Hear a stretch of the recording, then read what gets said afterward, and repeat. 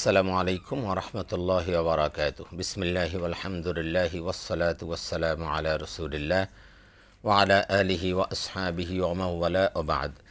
ফাকাদ ক্বালা আল্লাহু তাআলা ফিত তানজিলিল আজিজ ওয়া ফুরকানিহিল কাদীম। আউযু বিল্লাহি মিনাশ শাইতানির রাজীম। বিসমিল্লাহির রহমানির রহিম। ওয়া মান ইউশরিক বিল্লাহি ফাকাদ হাররামাল্লাহু আলাইহিল জান্নাহ ওয়া মাওয়াহুন নার ওয়া মা লিয-যালিমিনা মিন আনসার। সাদাকাল্লাহুল আযীম।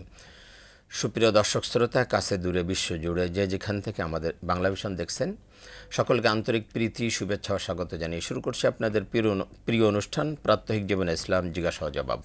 আর বরাবরের মতো আপনাদের সাথে রয়েছে আমি নাজির মাহমুদ। দর্শক, আপনিও চাইলে আমাদের এই লাইভ অনুষ্ঠানে সরাসরি অংশগ্রহণ করতে পারেন। সেজন্য আমাদের এস কলে যে নাম্বারগুলো আছে সেখানে আপনাকে ফোন করতে হবে। আপনারা অবগত আছেন যে প্রতি বৃহস্পতিবার ঠিক এই সময় আমরা আপনাদের সামনে উপস্থিত হই, সমসাময়িক গুরুত্বপূর্ণ এবং জীবন ঘনিষ্ঠ কোনো বিষয় নিয়ে আলোচনা করি। আজও আমরা তেমন একটি গুরুত্বপূর্ণ বিষয় নিয়ে আলোচনা করব। সেটা হলো শিরকের ভয়াবহতা। এটা এত মারাত্মক একটি বিষয় যে আপনার জীবনের সমস্ত আমলকে বরবাদ করে দিতে পারে যদি এর থেকে আপনি সতর্ক না হন। এই জন্য শিরকের বিষয়টা আমাদের জানাও দরকার এবং এ ব্যাপারে খুব সতর্ক থাকা দরকার। এই জন্য বিষয়টা নিয়ে আমরা আলোচনা করব। এই বিষয়ের উপর আলোচনার জন্য দেশের বরেণ্য দুজন ইসলামী চিন্তাবিদ আমাদের স্টুডিওতে আমন্ত্রিত হয়ে উপস্থিত হয়েছেন। চলুন তাদের সাথে পরিচিত হই। আমাদের সাথে রয়েছেন বিশিষ্ট ইসলামী চিন্তাবিদ, শিক্ষাবিদ, মিডিয়া ব্যক্তিত্ব হযরত মাওলানা ডক্টর মোহাম্মদ আনোয়ার হোসেন মোল্লা, প্রিন্সিপাল উত্তরপাড্ডা কামিল মাদ্রাসা, ঢাকা। আসসালামু আলাইকুম ওয়া রাহমাতুল্লাহি ওয়া বারাকাতুহু। ওয়ালাইকুম আসসালাম ওয়া রাহমাতুল্লাহি ওয়া বারাকাতুহু। আমাদের সাথে আরও রয়েছেন বিশিষ্ট ইসলামী চিন্তাবিদ এবং মুফাসসিরে কোরআন হযরত মাওলানা মুফতি রাশিদুর রহমান, ইমাম ও খতিব, বুয়েট সেন্ট্রাল মসজিদ, ঢাকা। আসসালামু আলাইকুম ওয়া রাহমাতুল্লাহ। ওয়ালাইকুম আসসালাম ওয়া রাহমাতুল্লাহি ওয়া বারাকাতুহু। জি, আপনাদেরকে মোস্ট ওয়েলকাম। আমরা আলোচনায় যাব। শিরকের ব্যাপারটা এতটা গুরুত্বপূর্ণ যে বিশ্বনবী সাল্লাল্লাহু আলাইহি ওয়াসাল্লাম বললেন যে যদি তোমাকে কেটে টুকরো টুকরো করে ফেলা হয় অথবা তোমাকে আগুনে জ্বালিয়ে দেওয়া হয়, তবুও তুমি আল্লাহর সাথে অন্য কাউকে শিরিক করবে না। এটা এত ভয়াবহ। সুতরাং আসুন আমরা এই বিষয়ে জানব যে শিরিক কাকে বলে এবং তার থেকে বেঁচে থাকা কতটা জরুরি। আমি প্রথমে ডক্টর আনোয়ার হোসেন মোল্লা আপনার কাছে আসছি। শিরিকের ভয়াবহতা। ধন্যবাদ। আলহামদুলিল্লাহ ওয়াসসালাতু ওয়াসসালামু আলা রাসূলিল্লাহ ওয়া আলা আলিহি ওয়া সাহবিহি আজমাইন, আম্মা বাদ। আল্লাহ রাব্বুল আলামিন পৃথিবীতে মানুষ সৃষ্টি করেছেন এবং মানুষের চলার জন্য সুনির্দিষ্ট পথ নির্দেশনা দান করেছেন। জি। প্রথম মানুষ যখন আদম আলাইহিস সালামকে পৃথিবীতে পাঠান তখনই তিনি বলে দিয়েছিলেন, ফাইম্মা ইয়াতিয়ান্নাকুম মিন্নি হুদান ফামান তাবিআ হুদায়া ফালা খাউফুন আলাইহিম ওয়া লা হুম ইয়াহজানুন, যে তোমরা যাও এখান থেকে পৃথিবীতে, ওখানে আমি টাইম টু টাইম তোমাদের কাছে আমি দিক নির্দেশনা পাঠাবো। তো আমার এই দিক নির্দেশনা যারা ফলো করবে তাদের দুশ্চিন্তার কোনো কারণ নেই, তাদের ভয়েরও কোনো কারণ নেই। তো ওখান থেকে পৃথিবীতে মানুষ আসলো, আর সাথে সাথে শয়তানকেও পাঠানো হলো। শয়তান তাদেরকে ওয়াসওয়াসা দিয়ে সত্য পথ থেকে বিচ্যুত করে রাখবে। এই যে শয়তান সত্য পথ থেকে বিচ্যুত করে রাখবে আর মানুষ থাকবে আল্লাহর হেদায়েতের পথে অবিচল থাকার জন্য সর্বোচ্চ চেষ্টা করবে, এই দুইয়ের টানাপোড়েনে সময়ের ব্যবধানে মানুষ 4 ভাগে বিভক্ত হয়ে গেছে। কোরআন কারীমের শুরুতেই এই 4 ক্যাটাগরির মানুষের ক্লাসিফিকেশন আল্লাহ তাআলা বর্ণনা বলে দিয়েছেন। রাইট। প্রথমত হলো মুমিন বা মুত্তাকি, যারা ওই যে হেদায়েতের উপরে যারা অবিচল থাকে, যালিকাল কিতাবু লা রাইবা ফিহি হুদাল লিল মুত্তাকিন, হেদায়েতের উপর যারা রয়েছে তারা একটা গ্রুপ। এরপর আরেকটা গ্রুপ হলো কাফের, যারা সরাসরি আল্লাহকে অস্বীকার করে, আমরা যাদেরকে নাস্তিক বলি সাধারণত, যারা আল্লাহর অস্তিত্বকে স্বীকার করে না। আরেকটা গ্রুপ হলো আল্লাহর অস্তিত্বকে স্বীকার করে কিন্তু সাথে সাথে অন্যদেরকেও তার সাথে শামিল করে, অংশীদার সাব্যস্ত করে। সেটা তার জাতের ক্ষেত্রে হতে পারে, সেটা তার কোয়ালিটি বা গুণের ক্ষেত্রে হতে পারে। যে আল্লাহর যে কোয়ালিটি আছে সেই কোয়ালিটি অন্যদেরও আছে। ইবাদত করার ক্ষেত্রে একনিষ্ঠভাবে আল্লাহ তাআলার নির্দেশে আল্লাহ তাআলারই ইবাদত করার কথা, ওমা উমিরু ইল্লা লিয়াবুদুল্লাহ মুখলিসিনা লাহুদ্দিন। কিন্তু সেই ক্ষেত্রে আবার ইবাদত করার ক্ষেত্রেও দেখা যায় আল্লাহরও ইবাদত করে, অন্যদেরও ইবাদত করে। এই শ্রেণীটা হলো মুশরিক, তাদেরকে বলা হয় মুশরিক। তারা শিরক করে, তারা যে কাজগুলো করে এটা হলো শিরক, তাদের কাজটার নাম হলো শিরক এবং তাদেরকে কোরআন এবং হাদিসের ভাষায় তাদেরকে বলা হয় মুশরিক। আরেকটা গ্রুপ হলো ঈমানদার হিসেবে সমাজে পরিচিত, কিন্তু তারা ভিতরে ভিতরে কুফরিকে লালন করে এদেরকে বলা হয়েছে মুনাফিক। জি, ধন্যবাদ আপনাকে। আবার আপনার কাছে ইনশাআল্লাহ আসবো। আমি যাচ্ছি হাফিজ মাওলানা মুফতি রাশিদুর রহমান আপনার কাছে। যে আজকে আমরা যে আলোচনা করছিলাম, প্রিন্সিপাল স্যার অত্যন্ত চমৎকারভাবে উপস্থাপন করেছেন শিরিকের বিষয়টা। শিরিকেরও কয়েকটা দিক আছে, শিরকে সগীর, শিরকে কবির বা শিরকে খফি বলা হয়। আপনি কি বলবেন যে আসলে এই শিরকগুলো কিভাবে মানুষ করে বা এই শিরকের শ্রেণী বিন্যাস কী কী হতে পারে? সে খুবই গুরুত্বপূর্ণ আলোচনার অবতারণা করা হয়েছে আজকে। কোরআন মজিদে আল্লাহ সুবহানাহু ওয়া তাআলা যত নবী রসুলের দাওয়াতের ক্ষেত্র আলোচনা করেছেন, সবার ক্ষেত্রে একই কথা বলেছেন যে আমি নবী রসুলদেরকে এই মর্মে নির্দেশনা দিয়েছি, আনি আব্দুল্লাহ ওয়াজতানিবুত তাগুত, যে তোমরা এক আল্লাহর ইবাদত করো এবং যাবতীয় বাতিল উপাস্যকে তোমরা ত্যাগ করো, পরিহার করো, শিরিককে তোমরা ত্যাগ করো। আম্বিয়া আলাইহিস সালাতু ওয়াস সালাম যখনই কোনো কওমের মধ্যে গিয়েছেন, তখন তাদের প্রধান যে দাওয়াত ছিল সেটা হলো এক আল্লাহকে তোমরা মেনে নাও, লা ইলাহা ইল্লাল্লাহ। এটা ছিল সেন্ট্রাল মেসেজ, সবার সমস্ত নবীদের সেন্ট্রাল মেসেজ ছিল। কারণ তাওহীদ এটা এমন এক বিষয়, আল্লাহ তাআলাকে এক হিসাবে মেনে নেওয়া এটা এমন এক বিষয় যেটার উপরে যাবতীয় আমল, পরবর্তীতে যে সকল কাজ হবে সেটা এটার উপরে নির্ভরশীল। রাইট। একজন ব্যক্তি ঈমানদার, তার কাজকর্মের মধ্যে, তার কথাবার্তার মধ্যে, তার বিশ্বাসের মধ্যে, তার চালচলনের মধ্যে সব জায়গাতেই সেটা ফুটে উঠবে।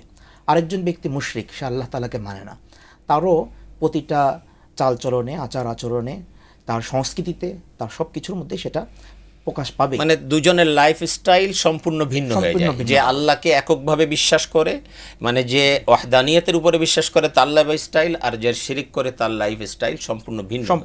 রাইট। কখনো দুইটা একসাথে হতে পারে না। ইদ নুসাউইকুম বিরাব্বিল আলামিন, মুশরিকরা বলতো যে আমরা তো তোমাদেরকে রব্বুল আলামিনের সাথে মিশিয়ে দিচ্ছি, একাকার করে দিচ্ছি। এটার কোনো সুযোগ ইসলামের মধ্যে নাই। দুই মতাদর্শ, দুই দিক, দুই অবস্থা। তো শেখ যে কথাটা বলছিলেন যে শিরকের স্তর বিন্যাস বা শিরকের কত রকমের প্রকার হতে পারে, আমরা যদি খুবই ছোট করে বলি এটাকে, তাহলে আমরা দেখব যে আল্লাহ রব্বুল আলামিনের সাথে অন্য কাউকে আল্লাহ তাআলা যেরকম ক্ষমতাবান তেমন ক্ষমতাবান মনে করা, অথবা আল্লাহ তাআলা যে সকল জিনিস দিতে পারেন অন্য কাউকে মনে করা যে অন্যরাও এটা দিতে পারে। কোনো বৃক্ষকে মনে করা, অথবা কোনো মাজারে শায়িত আছেন কোনো বুজুর্গ ব্যক্তি, তাকে মনে করা যে তিনি আমাকে সন্তান দিতে পারেন, তিনি আমাকে আমার এই কাজটা করে দিতে পারেন, অথবা আমি যাকে ভালোবাসছি, হ্যাঁ, সেটা বিভিন্ন প্রকারের হতে পারে, কারো কারো ক্ষেত্রে তিনি আমার ব্যবসায় আমার বরকত দিতে পারেন। হ্যাঁ, তো এরকম যদি কোনো ব্যক্তি মনে করে তাহলে এটা হলো শিরকের একেবারেই শিরকে কবির বা চূড়ান্ত পর্যায়ের শিরিক বলা হয়। আরেকটা শিরিক আছে যেটাকে শিরকে খাফি বলা হয়, মানুষ টেরও পায় না যে সে এটাকে শিরিক করছে কিনা। সেটা কি? রাসূল করিম সাল্লাল্লাহু আলাইহি ওয়াসাল্লাম বলেছেন যে একটা শিরিক এরকম যেটা পিঁপড়ার মতো তোমাদের মধ্যে বাসা বাঁধতে পারে। পিপিলিকা যেমন কালো পাথরের উপর হেঁটে যায়, দেখা যায় না, ঠিক এরকম অবস্থা হতে পারে। সেটা হলো রিয়া, লোক দেখানো ইবাদত। আমি নামাজে দাঁড়ালাম অথবা আমি কোনো ইবাদত বন্দি করলাম, আমি চাচ্ছি যে লোকে যেন আমাকে বলে যে বাহ, আজকে তো খুব চমৎকার নামাজ পড়ছে, দান করছে, দানের সময় সে মানুষ যেন আমাকে বলে যে আমি খুব বড় দানশীল। আল্লাহ তাআলাকে সন্তুষ্ট না করে আমি মানুষের সন্তুষ্টি চাচ্ছি, আল্লাহ রব্বুল আলামিনের প্রশংসা না চেয়ে আমি মানুষের প্রশংসা চাচ্ছি। এদের ব্যাপারে রাসূল করিম সাল্লাল্লাহু আলাইহি ওয়াসাল্লাম বলেছেন যে কিয়ামতের দিন এদেরকে লক্ষ্য করে বলা হবে, যাও, যাদের থেকে তুমি আশা করেছিলে, যাদের প্রশংসা বাক্য তুমি শুনতে চেয়েছিলে, দুনিয়াতে সেটা পেয়ে গেছো। তোমাকে সাহসী বলা হয়েছে, তোমাকে আলেম বলা হয়েছে, তোমাকে দানশীল বলা হয়েছে, সব তো পেয়ে গেছো। আজকে ওদের কাছ থেকে গিয়ে তোমার প্রতিদান নিয়ে আসো। এটাও শিরকের একটা অন্যতম প্রকার। তো আমাদেরকে শিরকের যাবতীয় হালাত এবং অবস্থা থেকে বেঁচে থাকতে হবে। যত ভয়ভীতি আমাদেরকে দেখানো হোক, যত কঠিন অবস্থা আমাদের উপরে আসুক না কেন। দেখুন, আসহাবে কাহফদের ঘটনা কোরআন মাজিদের মধ্যে আল্লাহ সুবহানাহু ওয়া তাআলা আলোচনা করেছেন। কিছু যুবক একত্রিত হলো, বাদশাহ তাদেরকে ভয় দেখাচ্ছিল যে আমাকে তোমরা রব হিসাবে স্বীকৃতি দাও, আমার কথা তোমরা শোনো, আমার চূড়ান্ত ক্ষমতা তোমরা মেনে নাও, স্বীকৃতি দাও। তারা বলল যে না, আমরা এটা মানতে পারবো না। আল্লাহ তাআলার কাছে তার ফরিয়াদ জানালো যে রব্বানা হাব লানা মিন লাদুনকা রাহমা, হে আল্লাহ, হে আমাদের রব, আপনি আমাদের উপরে রহম করেন এবং আপনি আপনার পক্ষ থেকে আমাদেরকে এমন রাস্তা দেখিয়ে দেন যেটা হবে আমাদের জন্য সরল, সঠিক। এরপরে সে সকল যুবকরা দুনিয়ার যাবতীয় প্রলোভন, দুনিয়ার টাকা পয়সা, দুনিয়ার যাবতীয় ক্ষমতা পাওয়ার নিশ্চয়তা পাওয়া সত্ত্বেও সেটাকে একদিকে ঠেলে দিয়ে তারা একটা গুহার মধ্যে গিয়ে আশ্রয় গ্রহণ করলো। এটাকে বলা হয় হলো শিরিক থেকে বেঁচে থাকার নিরন্তর চেষ্টা। তো আমাদেরকেও শিরিক থেকে বেঁচে থাকার জন্য এরকম চেষ্টা করতেই হবে। জি, আমি একটা ফোন নিয়ে ইনশাআল্লাহ আপনাদের কাছে আসবো। দর্শক আসসালামু আলাইকুম। হ্যাঁ, আমি অপু বলছিলাম দিনাজপুর থেকে। জি জি। আমার দুটি বিষয় জানার আছে। প্রথমত আমি একটা বিষয় জানতে চাই যে আপনারা যেহেতু শিরক নিয়ে কথা বলছেন, তো মাজার জিয়ারত করতে গেলে দেখা যায় যে যার মাজার তার কাছে অনেক কিছু অনেকে চায়। হ্যাঁ, কিন্তু আসলে আমরা তো জানি যে চাওয়া দেয়ার মালিক বা যে কোনো কিছু চাওয়ার জন্য তো আল্লাহর কাছে চাইতে হয়। তাহলে এইভাবে যে চাওয়া হয়, এটা কি শিরকের পর্যায়ে পড়ে কিনা, এই বিষয়টা সম্পর্কে জানতে চাই। এই বিষয় করণীয়।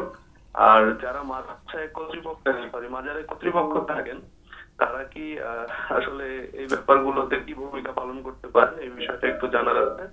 আর দ্বিতীয় বিষয় হলো ফিলিস্তিন ইস্যু নিয়ে আমাদের বাংলাদেশিদের করণীয় কি, এটা একটু আমি জানতে চাই। জি, আপনি আমাদের সাথে থাকুন, ইনশাল্লাহ জবাব দিব। তাহলে যেটা বলছিলেন, আমি যেটা বলছিলাম যে একটা চমৎকার হাদিস আল্লাহ রাসূল সাল্লাল্লাহু আলাইহি ওয়াসাল্লাম একটা মানে রূপকল্প তৈরি করেছেন ওই হাদিসটার মধ্যে, যেটা কল্পচিত্র। কিয়ামতের দিন কি হবে ওই মানে বিষয়টা আলোচনা করতে গিয়ে রাসূল সাল্লাল্লাহু আলাইহি ওয়াসাল্লাম সাহাবাদেরকে জিজ্ঞেস করলেন, আতাদরুনা মানিল মুফলিস, তোমরা কি জানো যে নিঃস্ব কপরদক্ষিণ ব্যক্তিকে? তখন সাহাবা একরামদের মধ্যে কেউ কেউ বলে আল্লাহু ওয়া রাসূলুহু আ'লাম, আল্লাহ এবং আল্লাহ রাসূলই সবচেয়ে ভালো জানে। আবার সহজ সরল কিছু সাহাবী দুই একজন এরকম বললেন, মান লা দিনার লাহু ওয়ালা দিরহাম, যার টাকা পয়সা নাই সেই তো হলো মানে নিঃস্ব কপরদক্ষিণ। রাসূল সাল্লাল্লাহু আলাইহি ওয়াসাল্লাম বলেন যে না, নিঃস্ব কপরদক্ষিণ ওই ব্যক্তি নয়। লম্বা হাদিস, আমি যা সারমর্মটা বলছি। রাসূল সাল্লাল্লাহু আলাইহি ওয়াসাল্লাম বললেন যে কপরদক্ষিণ নিঃস্ব ব্যক্তি হবে সেই ব্যক্তি যে কিয়ামতের দিন আসবে ওয়ালাহু আমালুন সালিহ, লাহু সালাতুন ওয়া যাকাতুন ওয়া সাদাকাতুন, এরকম তার নামাজ থাকবে, রোজা থাকবে, অনেক আমল থাকবে। এমন আমল থাকবে যে আমলের কারণে জান্নাতে যাওয়ার মতো একটা অবস্থা তৈরি হবে।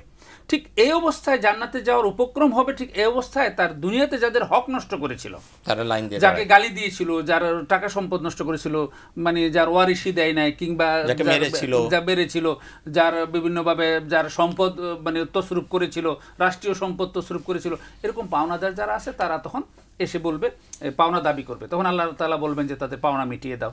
তখন সে কোত্থেকে পাওনা মিটাবে? সে তা মানে অপারগতা প্রকাশ করবে।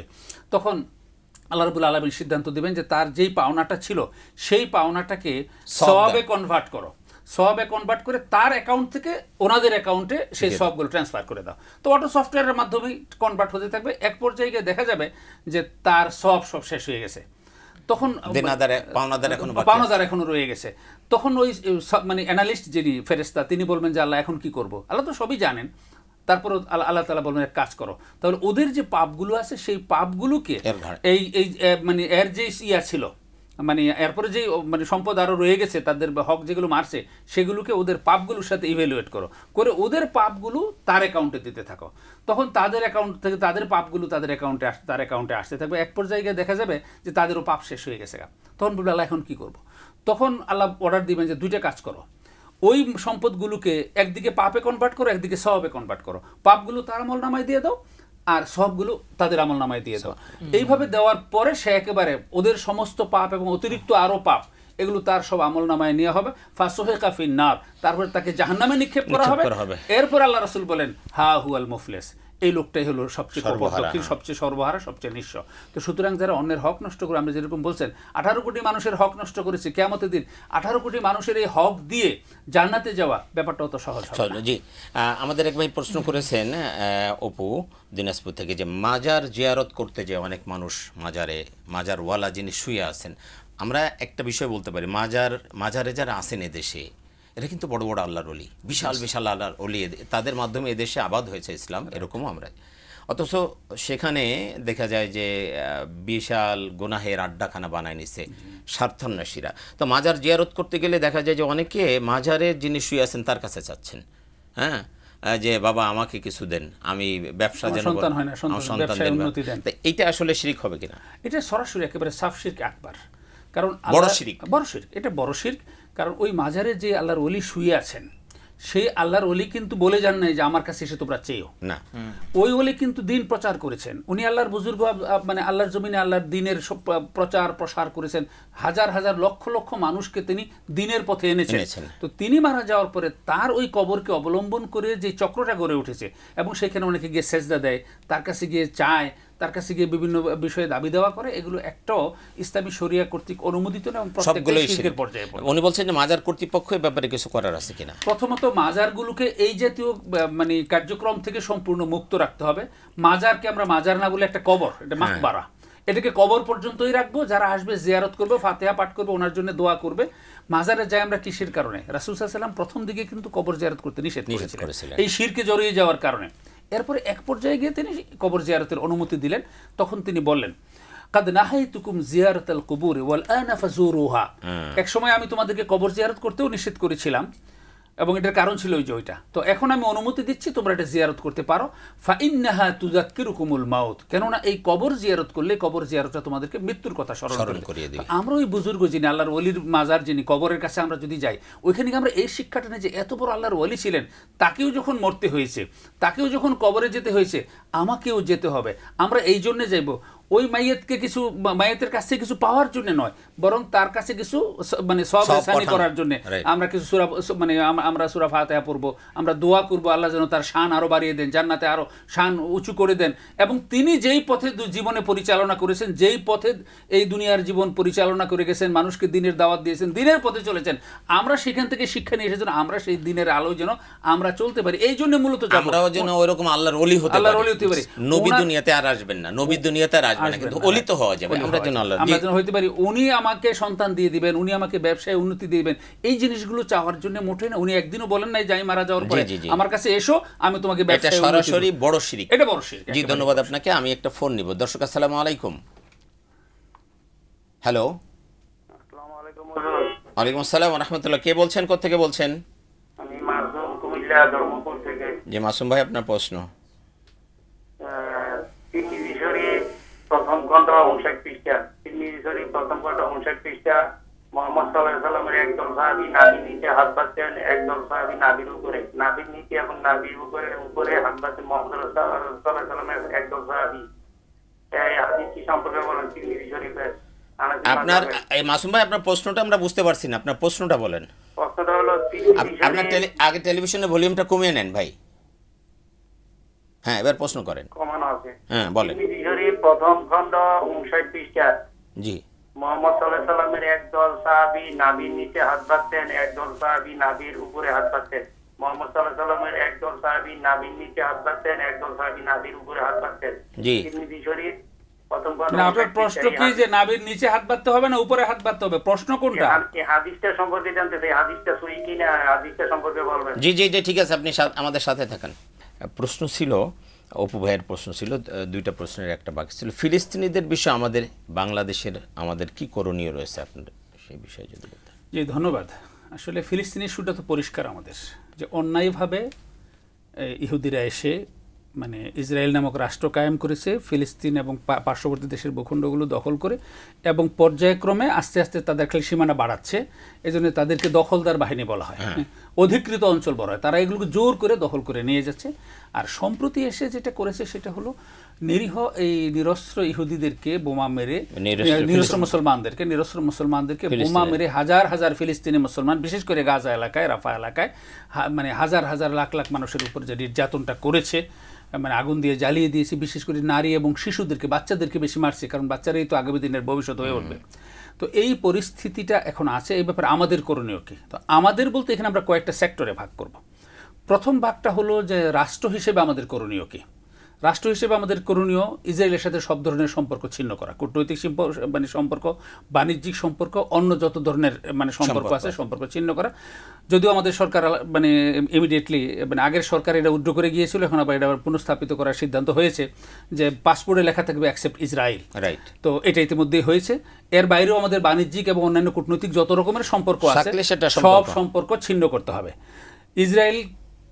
মানে ইসরায়েলকে থামানোর জন্য এবং ফিলিস্তিনের স্বাধীনতার জন্য এবং ফিলিস্তিনের অধিকার দেওয়ার জন্য আন্তর্জাতিক মহলে কূটনৈতিক তৎপরতা চালাইতে হবে। এটা আমাদের পক্ষ থেকে, এটা আমাদের জাতীয় দায়িত্ব। এটা এই কাজগুলো কিন্তু ব্যক্তি হিসেবে আমি আপনি করতে পারবো না, এটা সরকারের করতে হবে, রাষ্ট্রের পক্ষ থেকে করতে, তারাই কাজটা করবে। দ্বিতীয়ত, আমরা যারা আছি আমরা দুইভাবে আমরা চিন্তা করতে পারি। একটা করতে পারি আমরা মানে অ্যাজ এ পার্সন, ব্যক্তি হিসেবে কি করতে পারি। আরেকটা হলো আমরা অ্যাজ এ কমিউনিটি বা আমাদের অ্যাসোসিয়েশন, সোসাইটি, সাংগঠনিক পরিমণ্ডলে আমরা কি করতে পারি।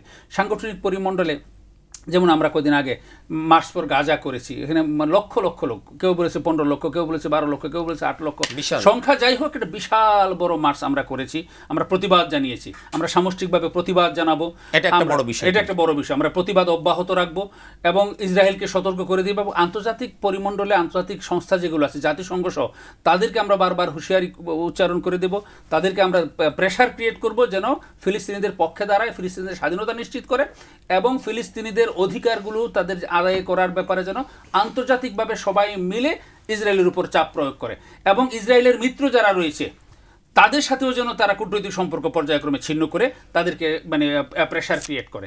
আর ইন্ডিভিজুয়ালি ব্যক্তি হিসেবে আমরা যেটা করবো, আল্লাহর কাছে দোয়া করব, তারা মুসলমান, আমরা এই যে মজলুম মানবতার প্রতি আল্লাহ মানে দয়া যেন হয়, আল্লাহ যেন তাদেরকে তাদের ঘর ফিরিয়ে দেন, তাদের যেন আশ্রয় ফিরিয়ে দেন, তাদের নিজস্ব ভূমি যেন তারা মানে আল্লাহ যেন তাদেরকে ফিরিয়ে দেন এবং ফিলিস্তিনের এই সমস্যাটার যেন একটা স্থায়ী সমাধান করে দেন। আমরা তাহাজ্জুদ পড়ে পড়ে আল্লাহর কাছে সেই দোয়া করবো এজ এ পার্সন। আমি মুফতি রাশিদুর রহমান আপনার কাছে আসছি। আমরা দেখেছি যে পৃথিবীতে কোথাও কখনো কারোর উপরে কোনো রাষ্ট্র যদি কারোর উপরে হয়, ক্ষুব্ধ হয়, তখন অর্থনৈতিক সম্পর্কটা ছিন্ন করে, অর্থনৈতিক অবরোধ দিয়ে দেয়। আমরা কি এই ফিলিস্তিনের ব্যাপারে সেরকম তাদের যত পণ্য আছে সেগুলোকে বর্জনের মাধ্যমে অন্তত আমরা, স্যার যেরকম বলছেন যে ব্যক্তিগতভাবে বা পার্সনভাবে আমাদের কি করার আছে, এই জায়গাটা আমরা করতে পারি কিনা? জি, আলহামদুলিল্লাহ, সাল্লাতু ওয়াসসালামু আলা রাসূলিল্লাহ, আম্মা বাদ।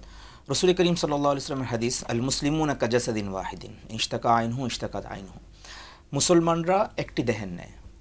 কোনো এক জায়গায় যদি কোনো একটা মুসলমানের গায়ে আঘাত লাগে তাহলে সারা বিশ্বের প্রতিটি মুসলিম সেই আঘাতটা অনুভব করবে, এমনটি হওয়া উচিত। সুতরাং ইসরায়েলের লোকজন বা ইসরায়েল মুসলমানদের উপরে যে আক্রমণ করছে, অর্থনৈতিকভাবে আমাদের অনেকগুলি দায়িত্ব আছে। যেমনটি শাহেখ বলছিলেন, একটি দায়িত্ব, অন্যতম দায়িত্ব হলো তাদের যাবতীয় পণ্যকে বয়কট করা। ব্যক্তিগত পর্যায়ে যদি রাষ্ট্রের মধ্যে সেগুলো কিছু এসে থাকে, আমরা ভবিষ্যতে তো সরকারকে আমরা করব, আবেদন জানাবো তারা যেন কোনো রকমের পণ্য, ইহুদিদের কোনো পণ্য যেটা ইহুদিরা আর্থিকভাবে শক্তিশালী হতে পারে সেটাকে যেন আমদানি না করে। দ্বিতীয়ত, আমদানিকৃত যে পণ্যগুলো আছে দেশে, সেই পণ্যগুলো যেন অবশ্যই বয়কট করে। 100% এটাকে বয়কটের তালিকায় রাখতে হবে। আমাদের পরবর্তী প্রজন্মকে বুঝিয়ে দিতে হবে যে দেখো বাবা, এই পণ্য তুমি খেলে সরাসরি এই পণ্যের যেই অর্থ আছে সেটা দিয়ে তোমার ভাইকে মারা হবে, তোমার ছোট ছোট শিশুদেরকে, তোমার মতন যারা কচি বাচ্চা আছে তাদেরকে এটা দিয়ে হত্যা করা হবে। সুতরাং কোনোভাবেই তাদের পানীয় হোক অথবা তাদের তৈরি বিভিন্ন রকমের পণ্য হোক, যত কিছু আছে করা যাবে না। অনুরূপভাবে তাদের কোনো সাইট যদি থাকে, অনলাইন ভিত্তিক কোনো রকমের যদি থাকে, সেগুলোকেও আমরা যথাযথভাবে বয়কট করার চেষ্টা করব। আর্থিকভাবে যদি তাদের কোনো সাইট থাকে, তাহলে মুসলিম হিসেবে ব্যক্তি পর্যায়ে যারা ইঞ্জিনিয়ারিং পর্যায়ে আছেন, তাহলে সেই সাইটগুলোকে হ্যাক করা যায় কিভাবে, এটা সরকারের সাথে আলাপ করে এবং নীতি নির্ধারণ পর্যায়ে যারা আছেন তাদের সাথে আলাপের পর্যায়ে একটা কাজ করা যেতে পারে।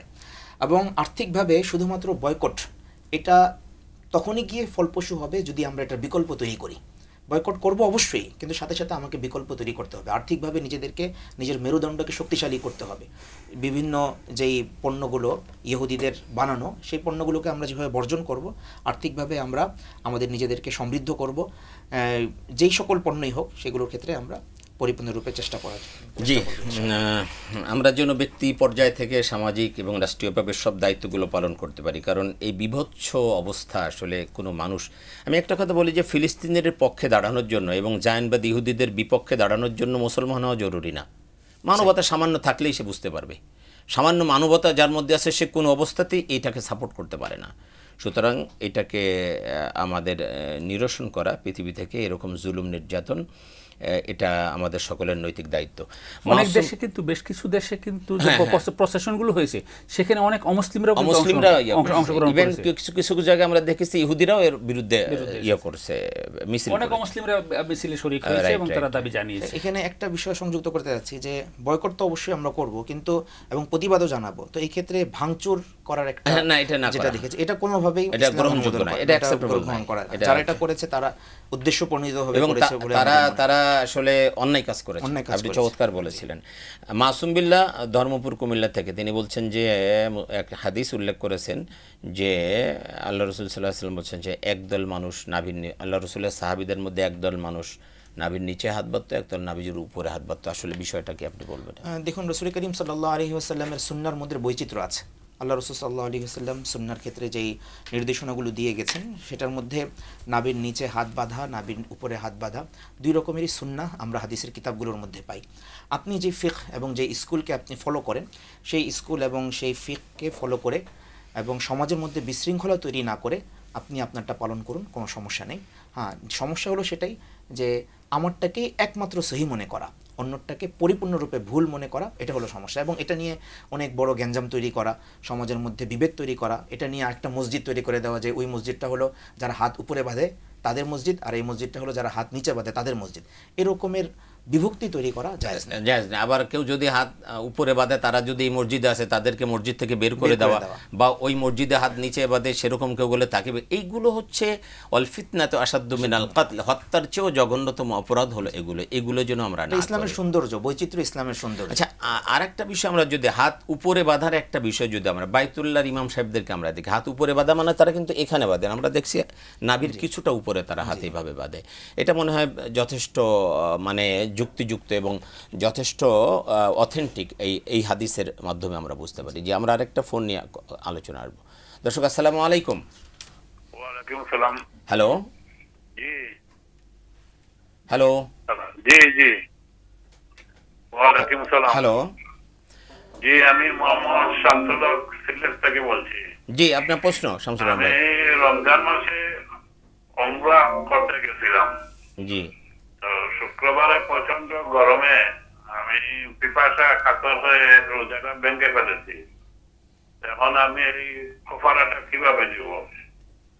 কাফারা দিতে হবে না, আপনাকে রোজা রেখে দিতে হবে। আপনি তো এমনি সফরে ছিলেন, সফরে রোজা ভাঙা জায়েজ আছে, সফরে রোজা ভাঙা জায়েজ আছে। তাছাড়া অসুস্থ হয়ে পড়েছিলেন, তাছাড়াও সেই অসুস্থতার কারণে আপনি অসুস্থ হয়ে গেছিলেন, দুইটা কারণেই আপনি রোজা ভাঙতে পারেন। সেখানে আপনি যে রোজা ভেঙেছেন এর জন্য আপনাকে কাফারা দিতে হবে না, এটাকে বলা হয় কাজা করা। একটা কাজ, কাফারা মানে হলো পেনাল্টি দেওয়া, জরিমানা দেওয়া। এটা জরিমানা নয়, আপনি একটা ভেঙেছেন তার বদলে একটা রোজা রাখা, দুইটা ভাঙলে দুইটা রাখা। আর কাফারা হলো একটার বদলে 60টা রাখা। সুতরাং আপনার কোনো সমস্যা নেই, আপনি একটা রোজা ভেঙেছিলেন তার পরিবর্তে আর একটা রোজা রেখে দিবেন, দ্যাটস এনাফ। এবং আল্লাহ পাক সমপরিমাণ সব আপনাকে দান করবেন, কোনো সমস্যা নেই। জি, আমরা আলোচনায় আসছি আনোয়ার হোসেন মোল্লা আপনার কাছে, আমি মুফতি রাশিদুর রহমান সাহেব আপনার কাছে আসছি যে আমরা এই যে আজকে যে বিষয়টা নিয়ে আলোচনা করছি, আমার একটা হাদিস মনে পড়লো এখন। বিশ্বনবী সাল্লাল্লাহু আলাইহি ওয়াসাল্লাম বলছেন, আল্লাহ রাব্বুল আলামিন বলতেছেন হাদিসে কুদসি, ইয়া ইবনা আদম ইন্নাকা লাউ লাকিতানি বিকরাবিল আরদি খাতাআন সুম্মা লাকিতানি লা তুশরিক বি শাইআ ইলা আখিরিল হাদিস। আল্লাহ রাসূল সাল্লাল্লাহু আলাইহি ওয়াসাল্লাম বলছেন যে আল্লাহ পাক বলতেছেন, হে আদমের সন্তানেরা, তোমরা যদি এমন অবস্থায় আমার কাছে আসো যে আকাশ পরিমাণ গুনাহ করে ফেলেছো, আকাশ জমিন ভরে ফেলেছো গুনাহ করে, এই অবস্থায় আমার কাছে আসছো, আমি আল্লাহ সমপরিমাণ ক্ষমা নিয়ে তোমার সাথে সাক্ষাৎ করব, যদি তার মধ্যে একটাও শিরিকের গুনাহ না থাকে। আল্লাহু আকবার। যদি তার মধ্যে একটাও শিরিকের গুনাহ না থাকে তাহলে আমি আল্লাহ সমপরিমাণ ক্ষমা নিয়ে তোমার সাথে সাক্ষাৎ করব। কিন্তু শিরিকের গুনাহ থাকলে কিন্তু আল্লাহ ক্ষমা করবেন না। এই জায়গাটা আসলে আমরা একটু আগে একটা প্রশ্ন পেয়েছিলাম এরকম, তাই না, খুন খারাপি যারা করে। তাহলে এই যে বিষয়টা, যে শিরিকের গুনাহটা কতটা ভয়াবহ, এখান থেকে আমরা বুঝতে পারি। অনেক কথার মধ্যে আমরা শিরিক করে ফেলি, অনেক কথার মধ্যে এরকম, যেমন এগুলি বলা উচিত না। যেমন আমরা বলি যে উপরে আল্লাহ নিচে আপনি, এটা কিন্তু একটা শিরিকের কথা। উপরে আল্লাহ নিচে আপনি, এই কথাটা কিন্তু শিরিকের পর্যায়ে চলে যায়। এই ধরনের কিছু বিষয় রয়েছে, আপনি যদি আমাদের দর্শকদের জন্য। আমরা বিভিন্ন সময় এরকমের অবস্থার সম্মুখীন হই যেখানে আমরা জেনে হোক অথবা না জেনে হোক কিংবা অবচেতন মনে হোক এরকমের কথাবার্তা বলে ফেলি। এগুলো আমার যেমন আপনি চমৎকার বলছেন, আমার মনে হয় যে না জেনেই কথাগুলো, না জেনেই অধিকাংশ সময়, কারণ আল্লাহর সাথে অন্যকে শিরিক করার মানসিকতা মুসলমানদের মধ্যে সাধারণত থাকে না। তো এই কথাগুলো আসলে না বুঝে বলে ফেলে। জি, যেমন কোনো আর কি মা হয়তো না বুঝে বলে ফেলেন যে কোনো অসুস্থতা হলো বাচ্চার অথবা স্বামীর কোনো অসুস্থতা হলো, আল্লাহ কি আমারই পাইলো? আল্লাহ কি তাহলে আমারই পাইলো, আর কাউরে পাইলো না? তো এরকমের কথাটা আসলে তিনি আল্লাহর উপরে পরিপূর্ণরূপে বিশ্বাস, পরিপূর্ণ ভরসা, তাওয়াক্কুল এগুলো না থাকার কারণে, এবং এই বিপদে যে সবর করতে হবে, ধৈর্য ধারণ করতে হবে, আল্লাহ তাআলার শুকরিয়া আদায় করতে হবে, শুকর সবরের জ্ঞানটা না থাকার কারণে অনেক সময় এরকম হয়ে যায়। তো এই বিষয়গুলো আসলে আমাদেরকে জানতে হবে। শিরিক কী জিনিস, শিরিকের ভয়াবহতা কী, এটা আমাকে জানতে হবে। কোরআন মাজিদে আল্লাহ সুবহানাহু ওয়া তাআলা রাসূল করিম সাল্লাল্লাহু আলাইহি ওয়াসাল্লামকে লক্ষ্য করে বলেছেন, দেখো হে মুহাম্মদ, ওয়ালাকাদ উহিয়া ইলাইকা ওয়া ইলাল্লাযীনা মিন ক্বাবলিক, তোমার প্রতি এবং তোমার পূর্ববর্তী সকল নবীদের প্রতি এই বার্তা দেওয়া হয়েছে, লাইন আশরাকতা, তুমি মুহাম্মদ হয়েও যদি শিরিক করো, লাহবাতান্না আমালুক, তোমার সকল আমল বরবাদ হয়ে যাবে।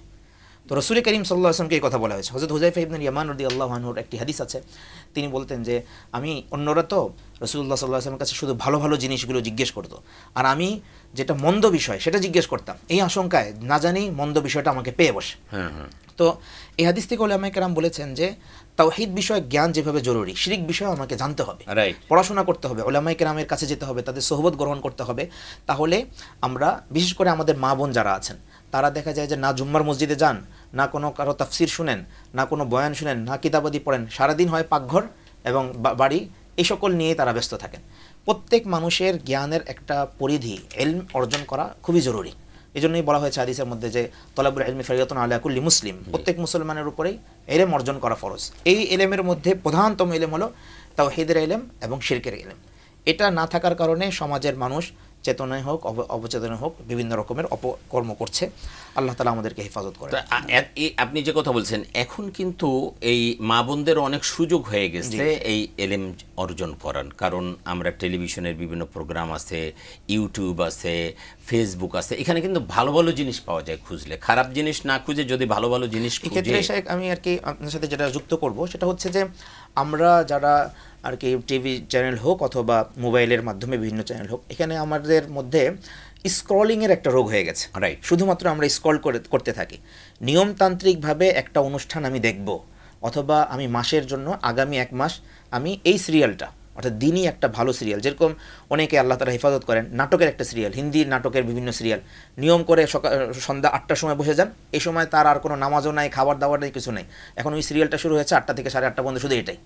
তো এটা তো খারাপ কাজের ক্ষেত্রে। আমাদেরকে ভালো কাজের ক্ষেত্রে এরকম করতে হবে যে নিয়মতান্ত্রিক একটা সিলেবাস তৈরি করে, যে ইউটিউবের এই অনুষ্ঠানটা যদি সেটা ভালো হয়, অবশ্যই ভালো ভালো অনেক জিনিস আছে, বা টিভি চ্যানেলের অমুক অনুষ্ঠানটা যেটা ভালো আছে সেটাকে নিয়মতান্ত্রিক নোট করে করে আমাকে আগাতে হবে, তাহলে গিয়ে আমি এটার মাধ্যমে উৎকর্ষতা অর্জন করতে পারব। আজকে মনে করে আমার শিরকের যে বিষয়টা আলোচনা করলাম, এটা যারা শুনবে নিশ্চয়ই তারা উপকৃত হবে। শিরক থেকে বেঁচে থাকার জন্য প্রাণপণ চেষ্টা তারা করবে যে কোনোভাবেই যেন শিরক না হয়। যারা আগে মাজারে সিজদা দিত, মাজারে যে চাইতো, আমাদের আলোচনার পরে অবশ্যই তারা এই কাজটি করবে না। আমি দেখেছি মাজারে যারা সিজদা করে বা মাজারে চায়, এরা অধিকাংশ না জেনে না বুঝে করে। এটাও কিন্তু একটা বিষয়, এটা 95% না জেনে করে। আমি একদিন একজনকে ধরলাম যে আপনি যে মাজারে সিজদা দিচ্ছেন কেন? কয় যে সবাই এসে দেয়, তাই তো। মানে এই যে অনেকের সে দিতে দেখছে তাই সে দিচ্ছে, এরকম বিষয়টা এরকম হয়ে যায়। সুতরাং আজকে এই আলোচনার মাধ্যমে কিন্তু আমরা জনগণকে, আমাদের ভাইদেরকে সেটাই জানাতে চাই যে না, এটা একটা ভয়াবহ গুনাহ, এটা অত্যন্ত গুনাহের একটি কাজ। আমরা যেন এর থেকে দূরে থাকতে পারি, বিষয়টা আমাদের নিশ্চিত করা দরকার।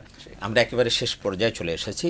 আল্লাহ রাসূল সাল্লাল্লাহু আলাইহি ওয়াসাল্লাম আমাদেরকে বারবার সতর্ক করেছেন এই ব্যাপারে, এবং সমস্ত নবী রাসূলগণ পৃথিবীতে এই একটাই দাওয়াত দিয়েছেন, সেন্ট্রাল মেসেজ যেটা, আল্লাহ ছাড়া অন্য কারো ইবাদত তোমরা করবে না, অন্য কারো ইবাদত করবে না। আপনি আজকের এই বিষয়ের উপরে সর্বশেষ আধা মিনিটের মধ্যে কি বলবেন? সর্বশেষ যে কথাটি আমি দর্শকদের উদ্দেশ্যে বলতে চাই সেটা হচ্ছে যে শিরক বিষয়ে ইলম অর্জন করা, তাওহীদ কি এবং শিরক কি, এ বিষয়ে আমাদেরকে পড়াশোনা করতে হবে, জানতে হবে, যদি আমরা এটার ভয়াবহতা থেকে বাঁচতে চাই।